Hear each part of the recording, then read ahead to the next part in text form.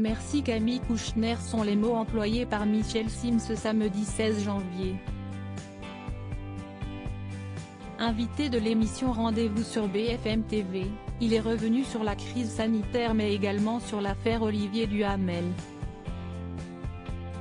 Lors de la partie de l'émission consacrée au visage de la semaine, pas question pour le médecin d'évoquer autre chose que Camille Kouchner, qui a récemment accusé son beau-père Olivier Duhamel d'inceste sur son frère jumeau. Merci Camille Kouchner.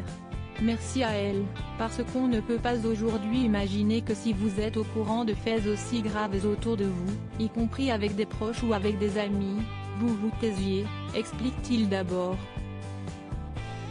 Il déclare ensuite que, selon lui, Camille Kouchner a permis de dénoncer, si les faits sont avérés, un prédateur, aussi célèbre soit-il.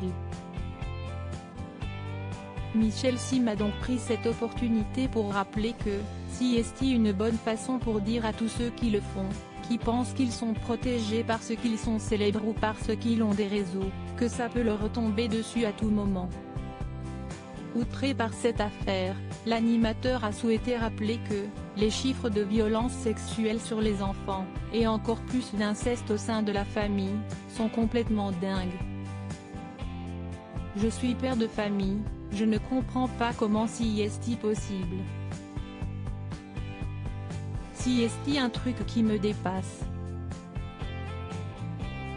Il affirme ensuite que cette prise de parole doit servir d'exemple mais aussi faire peur aux prédateurs et avoue ne pas comprendre comment un être humain peut faire ce genre de choses.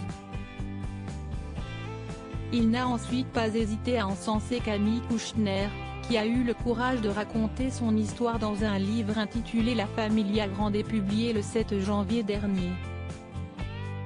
Dans celui-ci, elle a souhaité lever le voile sur une sombre période de son adolescence en dénonçant l'inceste subi par son frère jumeau, qu'elle prénomme Victor, alors âgé de 14 ans.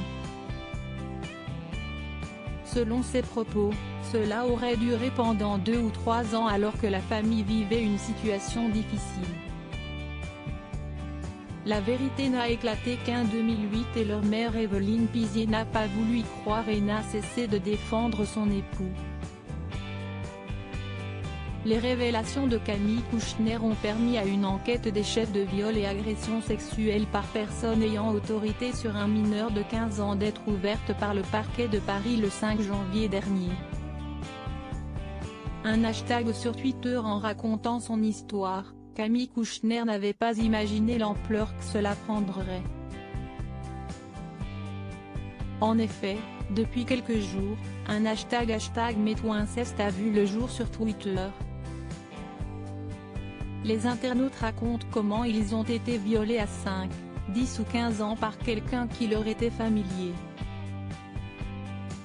Ils ont pu compter sur le soutien de beaucoup d'utilisateurs victimes ou non du même traumatisme. Pour beaucoup, la publication de ce livre leur a permis de se libérer d'un poids et d'avouer un secret enfoui depuis bien longtemps.